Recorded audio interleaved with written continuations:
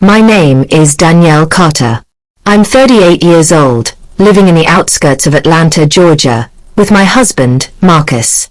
To everyone around us, I look like an ordinary stay-at-home wife. What hardly anyone knows is that I actually run a thriving pharmaceutical supply company, a business I built from the ground up that generates tens of millions in annual revenue. My personal income is about $110,000 a year, but Marcus has never suspected a thing. We met when I had just turned 26, introduced at a friend's barbecue. Back then, Marcus seemed like the man of my dreams, polite, funny, and observant. He'd notice small details, the way I tapped my nails when nervous, or how my whole face lit up when my favorite jazz record came on. I told myself that if I could marry someone like that, my life would be blessed. Less than a year later, we were married. At first, I thought I had chosen wisely. But little by little, Marcus's true self emerged. He started making excuses for why he wouldn't leave his dead-end job. His paycheck barely covered groceries and utilities, but any time I suggested looking for something better, he'd shut me down. Once, when I encouraged him to apply for an administrative role in my own company, something that would have paid twice what he earned, he snapped, "Don't try to make me a project. I don't need my wife handing me jobs." I was stunned. The same man who once showered me with affection now treated my support like an insult. Still, I told myself I could manage. As long as I worked hard enough to keep life steady, maybe things would improve. Each month, I deposited $1,200 into Marcus's account to help with his expenses. Within 2 weeks it would be gone, and he'd complain about gas prices or bills, though I knew most of it went to collectible sneakers and late-night video games. The money itself wasn't what hurt. What crushed me was his coldness. He never asked if I was exhausted after endless Zoom meetings. Never noticed when I flew to different states in 1 week for client contracts. In his eyes, I was just a woman surviving off him, when in truth I was carrying both of us. The disrespect bled into every part of life. One afternoon my mother, Loretta, came over to help clean while I was in back-to-back meetings. Marcus walked in, tossed his keys on the counter and muttered, "Another stranger in the house. I can't even get peace in my own home." I clenched my teeth and told him sharply, "She's not a stranger. She's my mother, here to help us." He shrugged and said, "That's how you see it. I don't." I turned away so he wouldn't see my tears. That was the moment I felt a deep crack in our marriage. From then on, the house grew colder. We ate dinner together, watched the same shows sometimes, but the laughter and affection were gone. No more good-night kisses. No more random hugs. Just silence. As time went on, Marcus grew more irritable. The smallest things set him off, a towel folded wrong, the remote not in its spot, even a squeaky cabinet door. He blamed me for everything, as if I were the source of his frustrations. One evening, I came home drained from a tense negotiation with a hospital board. I hadn't even slipped off my heels when Marcus stormed into the kitchen, waving a shirt. "This isn't ironed. Do you even do anything right?" I let out a dry laugh, holding back the anger rising in my throat. Here I was, a woman who secured multi-million-dollar contracts, being reduced to an argument over wrinkles in a shirt. I stayed quiet. Arguing only gave him more fuel to twist my words against me. The more he chipped away at me, the more I felt like a maid in my own home. My body could endure, but my spirit was wearing thin. The worst came when I fell ill with a high fever. Shivering in bed, barely able to lift my head, I waited for Marcus to check on me. Instead, he stood in the doorway and said coldly, "Hurry up and get better. I don't have time to play nurse." Those words froze me. That wasn't something a husband says. That was something a stranger mutters when forced to be in the same room. The loneliness became unbearable. At night, I tossed and turned, staring at the ceiling and asking myself why I was still there. Why was a strong, accomplished woman who had built so much with her own hands tolerating such neglect? I kept my suffering hidden, even from my mother Loretta, who had always treated me like her treasure. She would call often to check in, and I'd lie, saying everything was fine. I didn't want her to carry my burdens. But Marcus soon dragged my mother into this pain in the cruelest way. One Saturday, she came by with a pot of gumbo and fresh fruit. We were laughing in the kitchen when Marcus walked in. He looked at her, sighed loudly, dropped his bag and muttered, "Somebody's always here, sitting around." Loretta's smile faltered. She kept her tone polite, saying softly, "I'm just visiting my daughter, not trying to intrude." Marcus opened the fridge for a drink and, without looking at us, muttered, "I don't like eating dinner with outsiders. Some people don't know when to respect boundaries." I froze. My mother quietly set down the pot and whispered, "I'll come another time, sweetheart." Watching her leave, my chest ached with shame and anger. When the door closed, I turned to Marcus, my voice trembling but firm. "Do you realize how cruel you're being?" He shrugged. "I'm just being honest. If you can't handle that, that's on you." That moment the house felt hollow, stripped of warmth. Everything I had worked to build, both career and home, seemed to crumble piece by piece. And I had no idea that within weeks, something life-altering would happen, exposing Marcus's true nature more than ever. I can't recall the exact moment I collapsed, only that the office lights dimmed, my knees buckled, and everything went dark. When I opened my eyes, I was in a hospital bed at Grady Memorial Hospital in Atlanta, and 4 in my arm, my head heavy as though I'd run through a storm. The doctor explained I had fainted from exhaustion. But during the tests, they'd found something unusual. 2 days later, the truth came, a tumor in my pancreas. The doctor assured me it was caught early and treatment could begin right away, but his words blurred in my ears. I wasn't afraid of the illness itself. I was afraid of facing it alone. That night, I sent Marcus a short message. "I'm in the hospital. We need to talk." He didn't reply. I called. The phone rang, then went to voicemail. No word of concern. "No, are you okay?" Nothing. So, I started treatment by myself. The chemotherapy drained me. My appetite vanished. My hair fell out in clumps, and when I looked in the mirror, I saw a pale, frail woman staring back. But my eyes still carried fire. I kept fighting, not just for survival but because deep down, I knew something wasn't over. For 2 weeks, I lay in that hospital room with no family by my side. I even lied to my mother, telling her I was away on business so she wouldn't worry. Then, one Thursday afternoon, Marcus finally appeared. At first, I thought I was hallucinating. He stood in the doorway with his hands stuffed in his pockets, his expression flat. "You're here," I whispered, my voice thin from exhaustion. He didn't answer right away.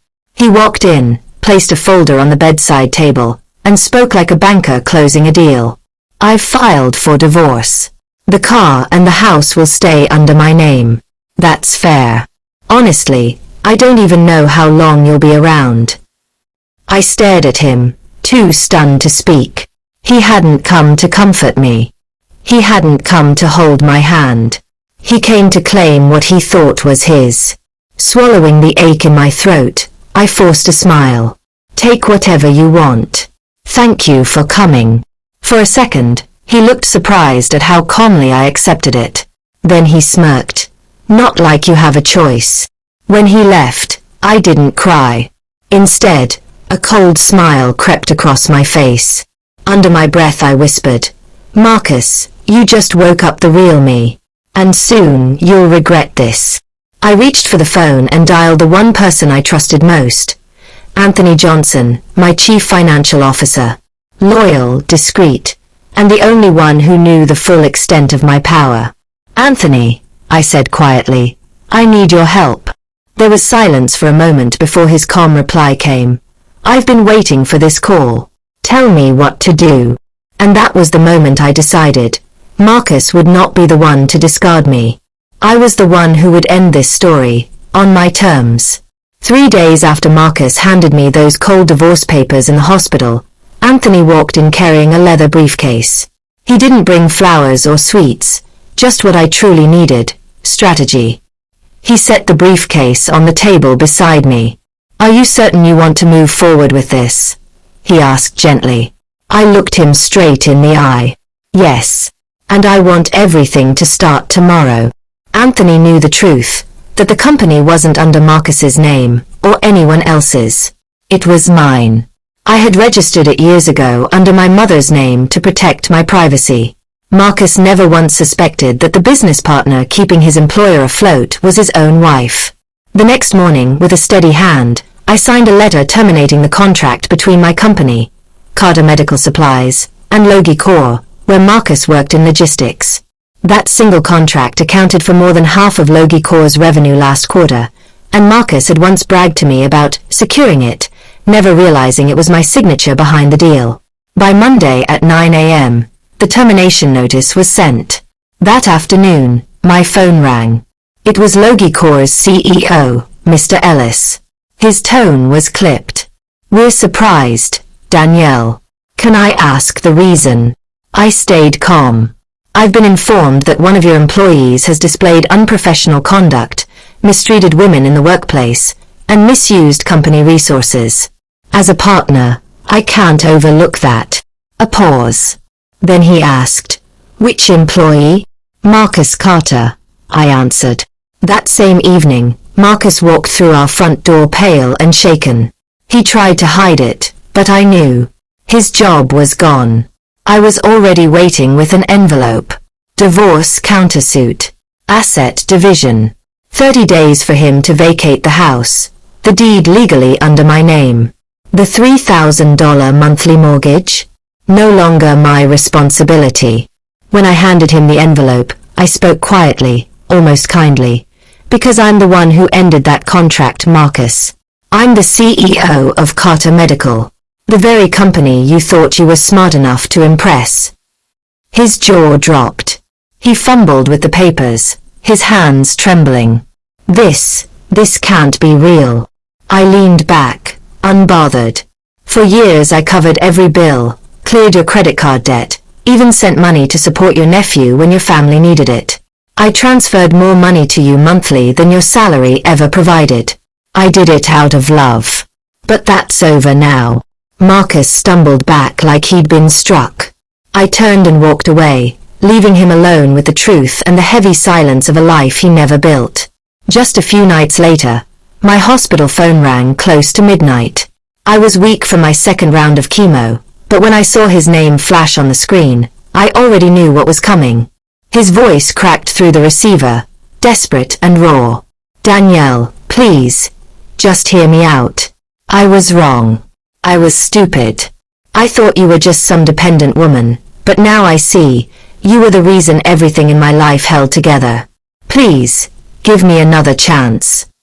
I leaned back against the pillows, closed my eyes, and let him speak. For years, I had begged for this kind of acknowledgement.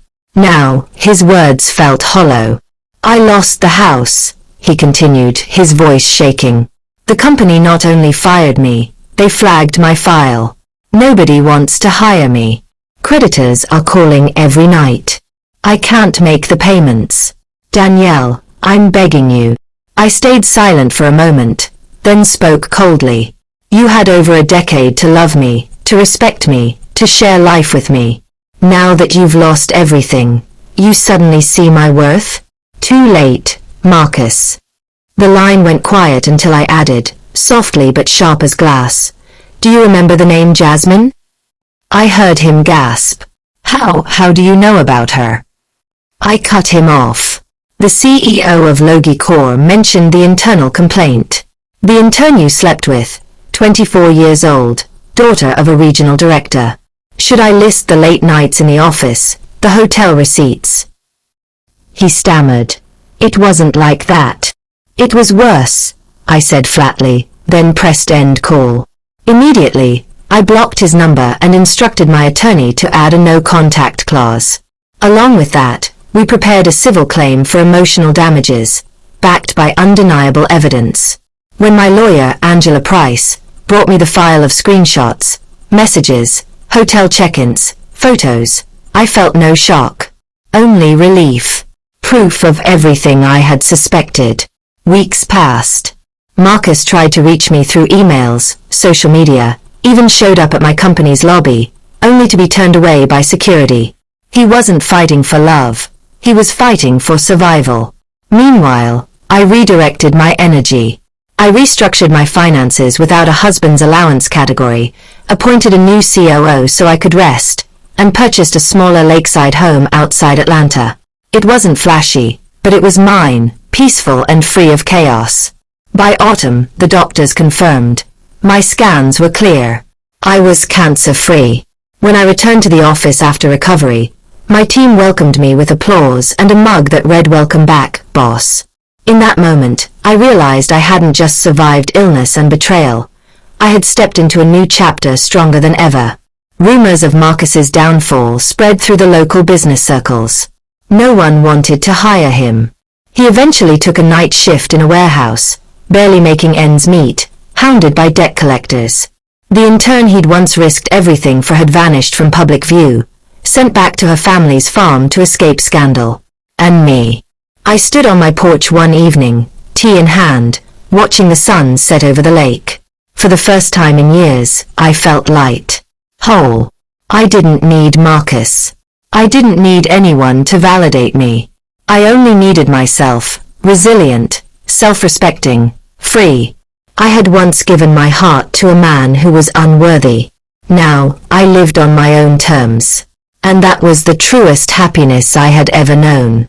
Danielle's journey reminds us that sometimes the greatest love story is learning to love and respect yourself. She survived betrayal, she beat cancer, and she walked into a new chapter on her own terms. If this story inspired you, make sure you hit that like button, subscribe for more powerful stories, and leave a comment sharing your thoughts. Until next time, stay strong, stay true, and live free.